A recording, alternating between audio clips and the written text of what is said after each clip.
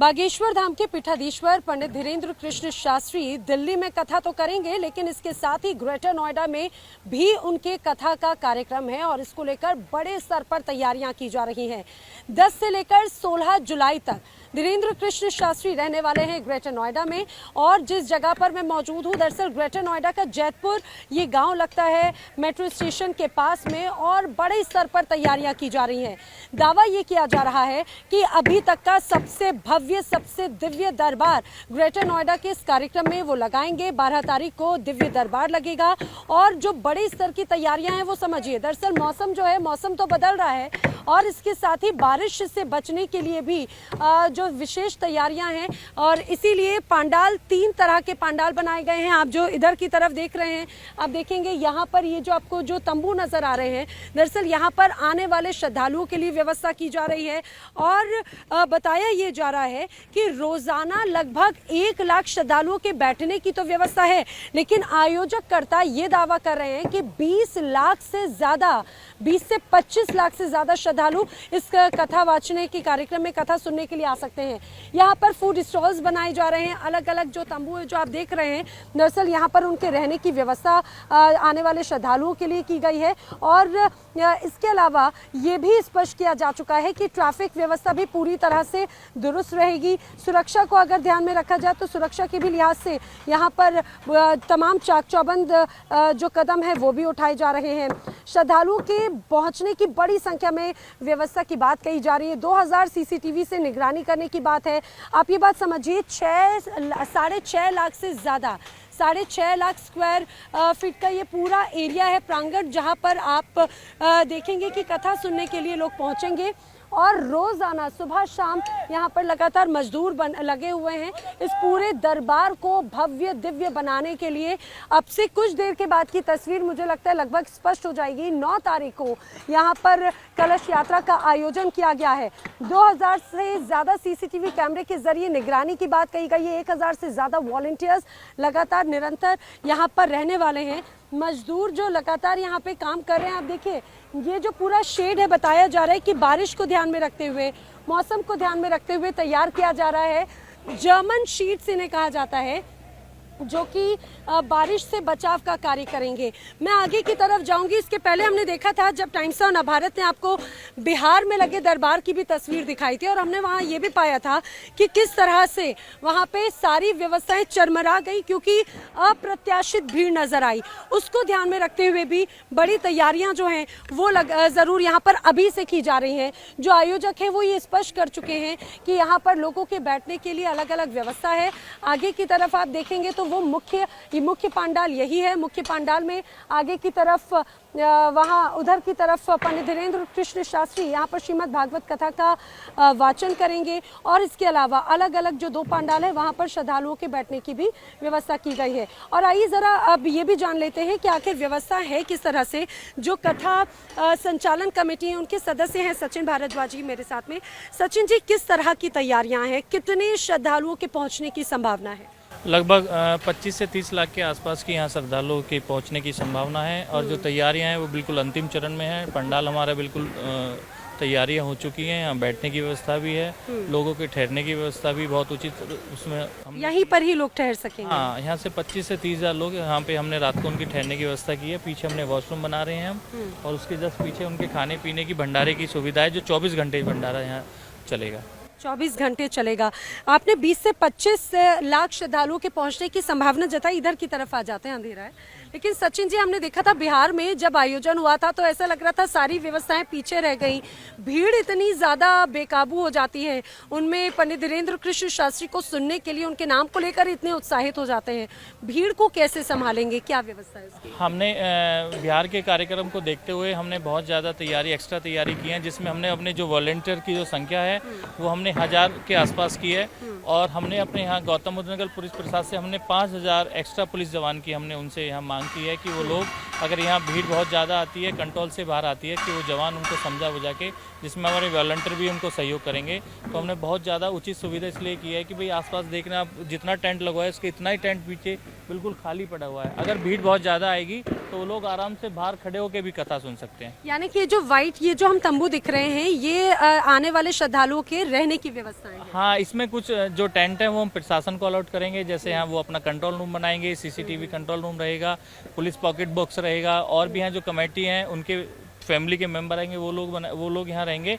लेकिन उसके अलावा भी हम यहाँ 50 टेंट अलग से एक्स्ट्रा लगा रहे हैं कि बाबा के स्टाफ के जितने भी लोग आएंगे हम उनकी उचित यहाँ ठहरने की व्यवस्था कर सकें। अच्छा, क्योंकि अब इतनी जब बड़ी संख्या में लोग आते हैं, व्यवस्थाएं भी उतनी बड़ी हो जाती हैं। सचिन जी, अब जरा मुझे ये बताइए कि चाहे वो ट्रैफिक व्यवस्था हो, सुरक्षा व्यवस्था हो, निगरानी चौकसी कैसे करेगी पुलिस? हमने 250 सीसीटीवी कैमरे लगाए हैं, और जो ट्रैफिक की व्यवस्था है, पंडाल के चारों तरफ 2 किलोमीटर के एरिया में हमने पीछे ही पार्किंग दे दी है।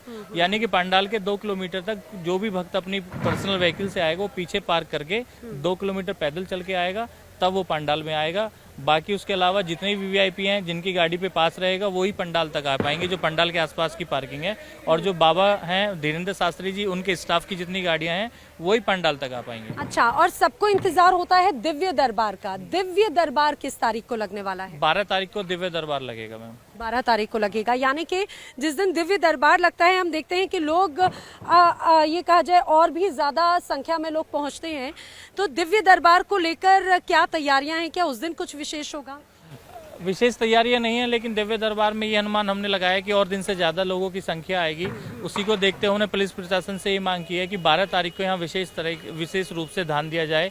आसपास पार्किंग, जितने लोग आएंगे उनको बहुत आसानी से पंडाल तक आने की स्थिति, और जो भी हमारे यहाँ वॉलेंटियर हमने उनको अलर्ट रखा है 12 तारीख को कि दिव्य दरबार के माध्यम से ही बाबा इतनी पूरी दुनिया में फेमस हुए हैं, तो दिव्य दरबार को ऐसा ना है कि उम्मीद से ज़्यादा भीड़ जुट जाए और हम लोग उसके कंट्रोल नहीं कर सके। तो उसी के लिए हमने वॉलेंटियर की जो टीम तैयार की है, हमने उसको 12 तारीख को बहुत अलर्ट मोड पे रखा है। यानी कि 12 तारीख के लिए एक अलग तैयारी है। लेकिन सचिन जी, जिस तरह की हमने ये भी देखा है कि भाई मौसम जो है वो पल पल बदल रहा है। अभी भी हम देख रहे हैं कि यहाँ पे बादल छा रहे हैं, अभी भी बादल छा रहे हैं, और अभी बारिश का अनुमान कभी भी है। तो बारिश से बचाव के लिए क्या है? मैम, बारिश से बचाव के लिए जर्मन टेंट लगा हुआ है। जब अब ये आयोजन कथा हमको मिली थी तो ये उस टाइम ये जो पंडाल हमने लगाए थे, ये जर्मन पंडाल लगा हुआ है। अगर 24 घंटे भी बारिश होगी तो एक बूंद पानी भक्तों के पास नहीं आएगा। इसके चारों तरफ हमने नोएडा प्राधिकरण से कह के पानी का जो वाटर हार्वेस्टिंग का है वो हमने ऐसा प्लान किया है कि एक बूंद भी पानी यहाँ ग्राउंड में नहीं रहेगा, सारा पानी हम यहाँ से बाहर भेज देंगे। और बारिश कितनी जबरदस्त हो जाए, जर्मन टेंट में कोई भक्तों को दिक्कत होने वाली नहीं है। वैसे दिल्ली एनसीआर का मौसम जो है वो बड़ा अनप्रेडिक्टेबल हो जाता है। बारिश होती है, जरा सी उमस हो जाती है, लोगों को पानी की व्यवस्था, बाकी अन्य चीजों की व्यवस्था की भी बहुत जरूरत पड़ती है। तो उसके लिए क्या तैयारियां? हमने जब भक्त यहाँ टेंट में मौजूद रहेंगे तो हमने 400 कूलर पूरे टेंट में लगाए हैं, 100 लगभग एसी लगेंगे, 4 समरसेवर हमने भक्तों के पानी के लिए किया है। उसके अलावा यहाँ हम इससे यहाँ सारा पानी जो रहेगा वो पानी का सारा यहाँ पीने का रहेगा। बड़े बड़े टैंकर्स यहाँ मौजूद रहेंगे। आप ये समझ लेना, ये उत्तर प्रदेश के इतिहास की सबसे बड़ा आयोजन होने जा रहा है धीरेन्द्र शास्त्री जी का, और यहाँ इंतजाम बहुत हाई लेवल पे हैं। पूरी टीम, कथा संचालन की पूरी समिति, दोनों ट्रस्ट और इसके जो मुख्य आयोजक हैं बड़े भाई शैलेंद्र शर्मा जी, लगातार अपने पूरी टीम के साथ मीटिंग ले रहे हैं। तो यहाँ किसी भी पूरा 101% प्रयास रहेगा। किसी आयोजक कौन कौन है? इसके आयोजक एक अमृत कल्याण ट्रस्ट है और नारायण सेवा ट्रस्ट है, और जो इसके मुख्य आयोजक हैं वो हैं शैलेंद्र शर्मा जी, जो बहुत बड़े समाज सेवी भी हैं। लगातार सचिन जी, ये भी कहा गया है कि साधु संतों को इनवाइट किया गया है, और वीआईपीज कौन कौन इस पूरे कथा के कार्यक्रम के दौरान रहने वाले? इसमें सबसे बड़े वीआईपी जो हैं हमारे उत्तर प्रदेश के माननीय मुख्यमंत्री योगी आदित्यनाथ जी महाराज, उनको भी निमंत्रण भेजा गया है। केंद्रीय मंत्रिमंडल के सभी सदस्यों को निमंत्रण भेजा गया है। उत्तर प्रदेश के बहुत सारे मंत्री, राज्यपाल, गवर्नर, सबको हमने इनविटेशन भेजा है। पूरे देश के जितने भी नामी साधु संत हैं हमने सबको इनविटेशन भेजा है, और उनके आने की बहुत उचित सुविधा, उनके बैठने की बहुत उचित व्यवस्था हम लोगों ने की है। ठीक है, यानी कि अव्यवस्था नहीं बनेगी, ये जरूर एक तैयारियों के लिहाज से नजर आता है। एक बार फिर से मैं आपको दिखाऊं, हालांकि आज 5 तारीख है, और आप ये मान के चलिए 9 तारीख को यहाँ पर कलश यात्रा जब निकाली जाएगी, उसके बाद में उसी दिन शाम को पंडित धीरेन्द्र कृष्ण शास्त्री यहाँ पर पहुंचेंगे, और 10 तारीख से कथा का जो कार्यक्रम है वो शुरू हो जाएगा, और दोपहर से कथा वाचन का कार्यक्रम शुरू होगा। श्रीमद् भागवत कथा का आयोजन यहाँ पर किया जा रहा है। पंडित धीरेन्द्र कृष्ण शास्त्री का इन दिनों जलवा ऐसा है कि हर कोई उनकी कथा का, उनके अंदाज के लिए दीवाना। यही वजह है कि जहां जहां पर उनकी कथा होती है, हजारों में नहीं बल्कि लाखों की संख्या में लोग उन्हें सुनने के लिए, उन्हें देखने के लिए पहुंचते हैं। अब ग्रेटर नोएडा में जैतपुर गांव में जब उनकी कथा का आयोजन हो रहा है 10 से 16 जुलाई के बीच में। अब ऐसे में लोगों की संख्या जो है वो लगातार बढ़ती हुई नजर आएगी, ऐसा आयोजकों का मानना है। यही वजह है कि जो पहले 4 लाख स्क्वायर फीट के इलाके में जो पूरी कथा का कार्यक्रम हो रहा था, अब भीड़ को मद्देनजर रखते हुए अब इसका दायरा जो है वो 6.5 लाख स्क्वायर फीट का कर दिया गया है। और जो यहाँ पे श्रद्धालु आएंगे उनके रहने की भी व्यवस्था है। अगर कोई कमेटी से यहाँ पर जो आयोजन समिति उनसे संपर्क करता है रुकने की व्यवस्था, तो आप देखिए यहाँ पर ये जो आपको टेंट जो नजर आ रहे हैं, दरअसल ये उन्हीं के लिए इस तरह से टेंट लगाए जा रहे हैं, वो यहाँ पर आराम से रुक सकते हैं। अब आप जरा सोचिए, आयोजकों का कहना है कि इन 7 दिनों में 20 से 25 लाख श्रद्धालु यहाँ पर पहुंच सकते हैं। अब आपके मन में सवाल होगा कि भीड़ अगर इतनी ज्यादा होगी तो व्यवस्था चरमरा जाएगी, कोई रहेगा कैसे, खाएगा कैसे। सबसे इंपॉर्टेंट हो जाता है कि यूरिन की आखिर क्या व्यवस्था होगी, सिक्योरिटी की क्या व्यवस्था होगी, मैं आपको बताती हूँ। दरअसल यहाँ पर ग्रेटर नोएडा अथॉरिटी की तरफ से बड़े स्तर पर यहाँ पर सभी जगहों पर अस्थायी टॉयलेट्स बनाए जा रहे हैं। बताया जा रहा है कि 24 घंटे भंडारे का आयोजन समिति करवा रही है। आयोजन समिति पुलिस की तरफ से यहाँ पर लगातार 24 घंटे सुरक्षा कर्मियों की तैनाती होगी और एक बार में 1000 से 1500 सुरक्षा कर्मी इस पूरे प्रांगण में लगातार नजर आएंगे। आप जो ठीक पीछे की तरफ ये जो देख रहे हैं, दरअसल ये तंबू 3 बड़े बड़े जो यहाँ पर हॉल बनाए गए हैं और यहाँ पर गर्मी को ध्यान में रखते हुए एसी की व्यवस्था है, बारिश को ध्यान में रखते हुए इसी तरह से वाटरप्रूफ पंडाल लगाए गए हैं। आयोजन समिति का ये स्पष्ट तौर से कहना है कि ये वाला जो आयोजन होगा जैतपुर गांव जो ग्रेटर नोएडा के अंतर्गत आता है, गौतम बुद्ध नगर के, यहाँ पर ये होने वाला कार्यक्रम अपने आप में ऐतिहासिक होने वाला है। ये भी आपको बताते चले, जब धीरेन्द्र कृष्ण शास्त्री यहाँ पर आएंगे तो उनके रहने की व्यवस्था जो गौतम बुद्ध यूनिवर्सिटी है उसका इंटरनेशनल जो गेस्ट हाउस है वहां पर उनकी व्यवस्था की गई है, उनके सभी साथ में आने वालों की व्यवस्था की गई है। और इस दौरान कई साधु संतों को, कई महामंडलेश्वरों को भी यहाँ पर आमंत्रण दिया गया है। माना जा रहा है मुख्यमंत्री योगी आदित्यनाथ भी इन 7 दिनों में यहाँ पर मौजूदगी दर्ज करा सकते हैं। एक बार फिर से आपको बताऊं, ये जो आपको टेंट नजर आ रहे हैं, दरअसल यहाँ पर उनके रहने की व्यवस्था है और बताया जा रहा है ये टेंट भी बहुत लग्जरी होंगे। हालांकि अभी उन्हें बनाने का कार्य तो जारी है।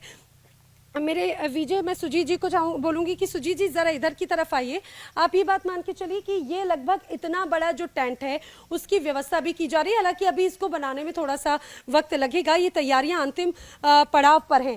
250 से ज्यादा सीसीटीवी कैमरों के जरिए पूरे प्रांगण की निगरानी रखी जाएगी। यहाँ पर पुलिस बल, एम्बुलेंस, पानी की व्यवस्था, सभी तरह की व्यवस्थाएं चुस्त दुरुस्त रखने की बात जो है वो आयोजन समिति कह रही है और ये भी दावा कर रही है कि ये अब तक का सबसे भव्य, सबसे दिव्य दरबार होगा।